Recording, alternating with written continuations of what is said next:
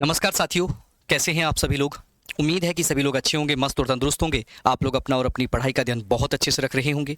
मैं मिथुन साथियों आप सभी लोगों का स्वागत करता हूं आपके अपने इस प्लेटफॉर्म पर जिसका नाम है एग्जामपुर। हम लोग हैं साथियों कलम से क्रांति तक, और इस क्रांति को साथियों आगे ले जाते हुए आज अपनी चौथी इस कड़ी में साथियों आपको जोड़ता हूं उत्तर प्रदेश के इस जिला दर्शन की सीरीज में बच्चों, जिसमें हम लोग एक एक जिले को लेकर उसकी जनसंख्या, उसकी बाउंड्री, उसके आसपास का क्षेत्र, उसके अंदर संस्थान या जो भी साथियों आपके एग्जाम से रिलेटेड चीजें पूछी जा सकती हैं, चाहे वो प्रशासनिक हो, चाहे वो साथियों भौतिक रूप से यानी कि फिजिकल हो, सारी की सारी चीजें बच्चों आप लोगों को इस प्लेटफॉर्म के माध्यम से और इस साथियों जिला दर्शन की सीरीज के माध्यम से आप लोगों को मिल रही है। तो इस वीडियो को मेरे भाई स्किप मत करिएगा, लास्ट तक देखिएगा। 8 से 10 मिनट की ये वीडियो रहने वाली है, जिसमें आप लोग उत्तर प्रदेश के प्रत्येक जिले को अच्छे से साथियों समझ लेंगे, और वो आपके एग्जाम में, चाहे यूपी ट्रिपल एससी का एग्जाम रहा हो, चाहे यूपी पीएससी का एग्जाम रहा हो, चाहे होमगार्ड का एग्जाम रहा हो, चाहे साथियों आप लोग देने जा रहे हो उत्तर प्रदेश पुलिस एसआई या कांस्टेबल, सभी के लिए बच्चों एक ही रामबाण उत्तर प्रदेश विशेष के लिए ये यूपी जिला दर्शन। आइएगा, आज के जिले का जो नाम है भाई, जिस पे हम लोग डिस्कस करने वाले हैं, उसका नाम है मैनपुरी। मैनपुरी के बारे में आप लोग जानेंगे। उत्तर प्रदेश का जिला मैनपुरी, जो कि साथियों आपको पता है आगरा मंडल का एक हिस्सा हुआ करता है, आगरा मंडल का हिस्सा हुआ करता है मेरे भाई। तो आइएगा, हम लोग स्टार्ट करते हैं इस मैनपुरी को और देखते हैं इसमें हमारे एग्जाम के पॉइंट ऑफ व्यू से क्या क्या चीजें इंपॉर्टेंट हो सकती हैं, है ना। कितनी चीजें आप लोगों से एग्जाम में पूछी जा सकती हैं, और छोटी छोटी चीजें बड़ी इंपॉर्टेंट होती हैं जो आपके एग्जाम में बच्चों 1 या 2 नंबर का आपको फेल करा देती हैं। उन सबको ध्यान में रखते हुए ये आपका भाई, आपका मेंटर बच्चों ये लेकर आया है। आप बहुत सारा प्यार दे रहे हैं इस सीरीज को, लास्ट तक जरूर देखिएगा। और बच्चों एक अपना कमेंट जरूर करके जाइएगा, क्या ये सीरीज आप लोगों के लिए उपयोगी है। अगर है तो साथियों उस पे थम्स अप का, और नहीं है तो आप लोग अपना नया टॉपिक बताकर जाइएगा। देखिए, सबसे पहली बात आगरा मंडल की बात करते हैं बच्चे। आगरा मंडल का पार्ट है, क्या है, जनपद मैनपुरी है। आप लोग सभी लोग जानते हैं मैनपुरी को, हम लोग बहुत बात कर रहे हैं। मैनपुरी की स्थिति की बात करते हैं, कहां कहां पर स्थिति है इसकी। तो बच्चों जैसे आपको पता है प्रत्येक जिले का मुख्यालय उसके नाम से हटकर भी है कुछ जिलों के, है ना। जैसे आपको बताया है कि भैया जो अमेठी है उसका गोरीगंज है, कानपुर देहात का अकबरपुर माती है, अम्बेडकर नगर का अकबरपुर है। आपको बताया संभल का बहजोई है, लेकिन मुरादाबाद का मुरादाबाद है, लखनऊ का लखनऊ है, प्रयागराज का प्रयागराज है। तो ऐसे बहुत सारे जिले हैं जिनके अलग हैं, इसलिए ये जिला मुख्यालय भी जरूरी था लिखना, इसलिए लिखा है मैनपुरी का मुख्यालय, जिला मुख्यालय मैनपुरी ही है। मंडल की बात करते हैं तो आगरा मंडल का भाग हुआ करता है।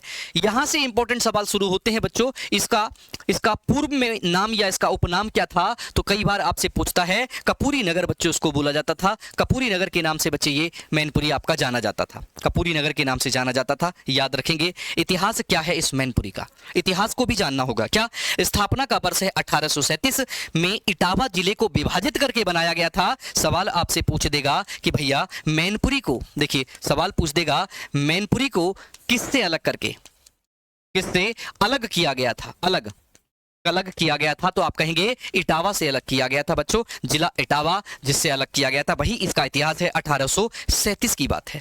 आइएगा आगे चलते हैं, बहुत बढ़िया तरीके से देखेंगे, जानेंगे हर चीज को। कह रहा है यह जनपद प्राचीन काल में महर्षि मयन और साथियों व्यचन ऋषि की साथियों क्या थी, तपोभूमि थी। आपसे पूछ लेता है महर्षि मयन और महर्षि साथियों जो आप लोग देखेंगे च्यवन ये थे, च्यवन है ना, च्यवन जो थे उनकी ऋषि कौन सी थी, उनकी तपोस्थली कौन सी है, तपोस्थली के नाम से जाना जाता है। इंपॉर्टेंट है, आप लोग इस सेगमेंट को छोटा सा देखेंगे कि भैया ये च्यवन ऋषि और साथियों मयन ऋषि की तपोस्थली रही है। और आगे बताइएगा, देखिएगा 1857 के प्रथम स्वतंत्रता संग्राम में चौहान वंशीय राजा तेज सिंह जूदेव से मैनपुरी किले में रहकर ब्रिटिश सरकार की सेना को पराजित किया था। ब्रिटिश सरकार की सेना को पराजित किसने किया था, चौहान वंशीय राजा तेज सिंह ने, जो कि साथियों मैनपुर के किले में रहकर ब्रिटिश शासन में, ब्रिटिश 1857 की जो ब्रिटिश सेना थी उसको परास्त करने का काम इन्होंने किया था। आइए आगे देखते हैं। 1526 में बाबर के आक्रमण के बाद यहां मुगल के अधीन हो गई थी, यह मुगलों के अधीन हो गई थी बच्चों। ये जो मैनपुरी है 1526 में जब बाबर ने हमारे ऊपर, साथियों आप लोग को पता है 1526 में कौन सा युद्ध हुआ था, आप सभी लोग जानते हैं, है ना। पानीपत का प्रथम, द्वितीय और तृतीय युद्ध आप लोग जानते हैं। उसमें बच्चों प्रथम के आसपास में बाबर ने साथियों आक्रमण करके अपने अधीन कर लिया था, ये भी इंपॉर्टेंट है। 18वीं शताब्दी में मराठाओं का शासन हुआ करता था यहाँ पर, तो मराठाओं का शासन मैनपुरी पर 18वीं शताब्दी में हुआ करता था। 1801 में अवध के नवाब सादत अली खान द्वितीय ने इसे ईस्ट इंडिया कंपनी को सौंपा था। किसने सौंपा था भैया? ईस्ट इंडिया कंपनी ने। और किसने सौंपा था? नवाब सादत खान अली खान जो है द्वितीय ने सौंप दिया था, दे दिया था कि ले लो भैया, कर लो राज, है ना। तो ये देखिएगा आगे, इसके क्षेत्रफल की बात करें तो मैनपुरी का क्षेत्रफल 2760 वर्ग किलोमीटर है, आप लोग जानेंगे। भौगोलिक स्थिति हालांकि बहुत जरूरी नहीं है, लेकिन फिर भी आप लोगों को बता देता हूं।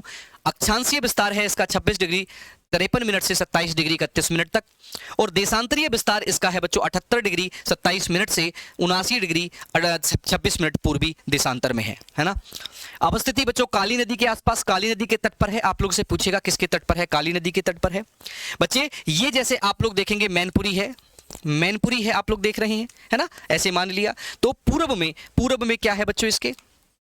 तो कह रहे हैं पूर्व में इसके फर्रुखाबाद है, फर्रुखाबाद है। और बच्चों पूर्व में इसके कौन है? कन्नौज है, कन्नौज है, फर्रुखाबाद और कन्नौज है। पश्चिम में कौन है? तो कहेंगे फिरोजाबाद है, फिरोजाबाद है मेरे भाई, आप लोग याद रखेंगे। पश्चिम में क्या है? फिरोजाबाद है बच्चे। उत्तर में क्या है? उत्तर में एटा है बच्चों, एटा, एटा है। आगे देखेंगे अगले पे क्या लिखा होगा? दक्षिण में इटावा है, और दक्षिण में क्या है बच्चों? इटावा है, इसी से अलग हुआ था। तो ये आपका उत्तर प्रदेश का मैनपुरी है। आपसे अगर सवाल पूछे कि भैया कहां पर कौन सा है, तो आप लोग इसको बहुत अच्छे तरीके से समझा सकते हैं।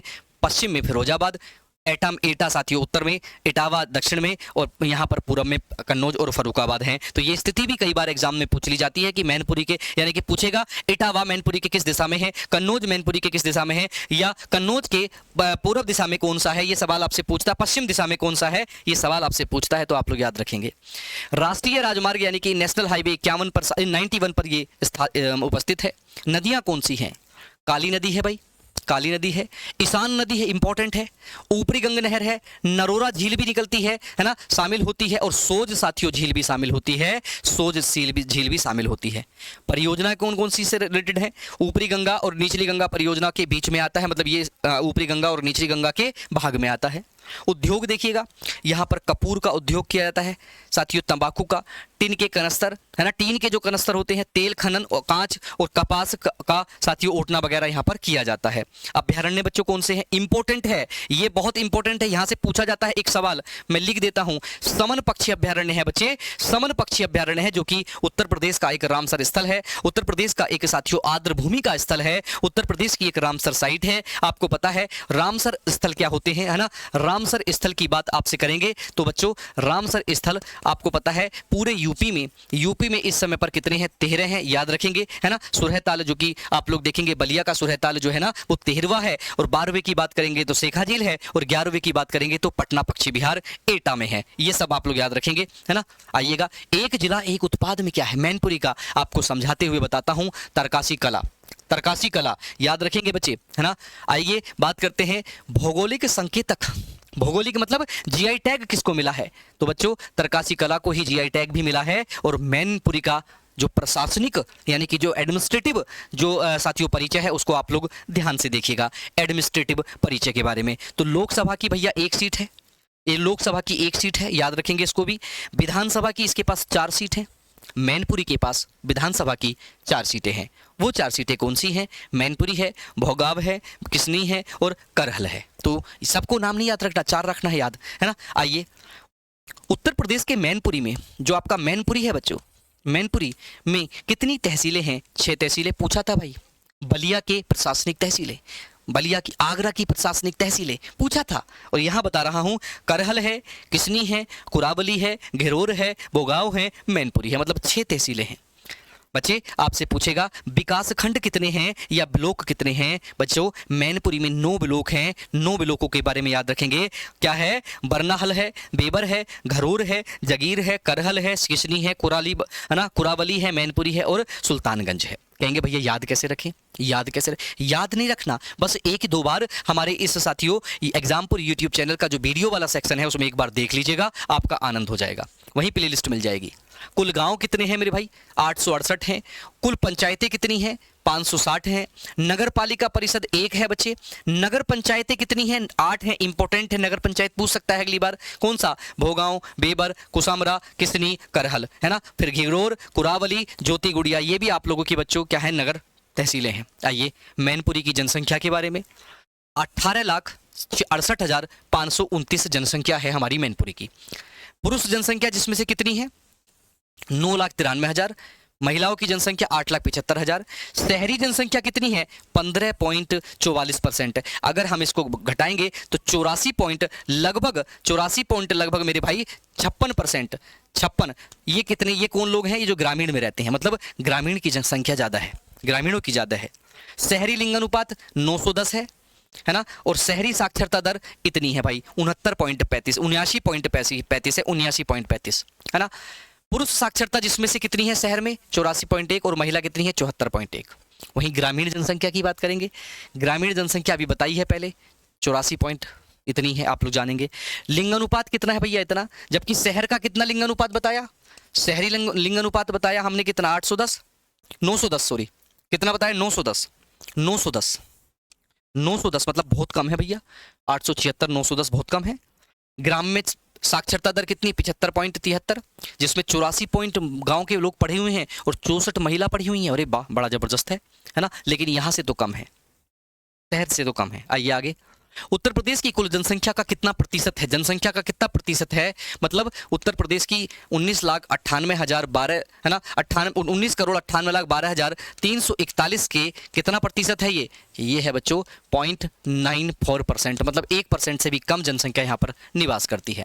कुल साक्षरता इस मैनपुरी की कितनी है? तो 75 है भैया। पुरुषों की कुल साक्षरता कितनी है? ये पूछता है भैया, ये मैनपुरी की साक्षरता पूछ सकता है आपसे। पुरुषों की कितनी है? 84-53 और महिलाओं की कितनी है? 66-30। और जनसंख्या घनत्व कितना है बच्चे? याद रखेंगे 677 है, जबकि उत्तर प्रदेश का कितना है? 829 है, 829 है। और भारत का कितना है? भारत का भी पता होना चाहिए, 382 व्यक्ति प्रति वर्ग किलोमीटर है। ये कंपैरिजन करके सवाल पूछेगा तो याद रखेंगे। ओवरऑल कितना है? 881। आप कहेंगे शहर में कितने लोग लिंग अनुपात है? तो कहेंगे 910। और गांव में कितना है ना? तो गांव में बताएंगे 876। और इन दोनों का संयुक्त निकालेंगे तो कितना आएगा? 881। आपका मैनपुरी का लिंग अनुपात है 881 है। और जनसंख्या वृद्धि दर कितनी है? 17.02%। जबकि उत्तर प्रदेश की जनसंख्या वृद्धि दर कितनी है? यहीं से देखेंगे कितनी है, तो कहेंगे भैया 20.23 है। इंपॉर्टेंट है, याद रखिएगा। ये सारे के सारे जो सेगमेंट मैं आप लोगों के साथ डिस्कस कर रहा हूं, देखते समय तो आपको बोरियत लगेगी, लेकिन मैं गारंटी देख सकता हूं बच्चे, ये आप लोगों के एग्जाम के लिए इंपॉर्टेंट साबित होंगे। आइएगा आगे देखते हैं, संस्थान की बात करते हैं। अतुल इंस्टीट्यूट सिरसा रोड मैनपुरी पे है। आदि शिव नवीन महाविद्यालय है मैनपुरी में। ITI मैनपुरी में है। और उत्सव और मेले कौन से लगते हैं भाई? देखिएगा, कास का मेला लगता है, नारायण मेला लगता है, देवपुरी मेला लगता है। दार्शनिक और धार्मिक स्थल कौन से हैं भाई? हैं तो कहेंगे लोहिया पार्क है, शमन पक्षी अभ्यारण्य है, महाराजा तेल सिंह चौहान का किला है, और च्यवन ऋषि आश्रम। बच्चों ये इंपॉर्टेंट है, पूछा गया है, मैं इसलिए बता रहा हूं आपको। शीतला माता का मंदिर है भाई, शीतला माता का मंदिर भी यहां पर है, ये भी इंपॉर्टेंट है। ब्रज भाषा लगभग बोली जाती है। और बच्चों अन्य क्या है? लोकगीत जो है वो रियायती लोकगीत यहाँ का बड़ा इंपॉर्टेंट है। रियायती लोकगीत मेरे भाई यहाँ का बड़ा इंपॉर्टेंट है। तो आइएगा आप लोग बच्चे जबरदस्त तरीके से बताइएगा कि कैसा लगा आपको ये पूरे का पूरा सिस्टम जितना मैंने बताया है। इतना ही बच्चों मैनपुरी के बारे में जानना है। अगर बच्चों आप लोग हमारे साथ जुड़ना चाहते हैं, है ना, आप लोग हमारे साथ जुड़ना चाहते हैं, है ना, बहुत अच्छे तरीके से, बढ़िया तरीके से आप लोग अगर जुड़ना चाहते हैं तो जुड़ सकते हैं मेरे भाई। किसके साथ? देखिएगा आप लोग किसके साथ जुड़ सकते हैं? हमारे साथ जुड़ सकते हैं मेरे भाई। तुम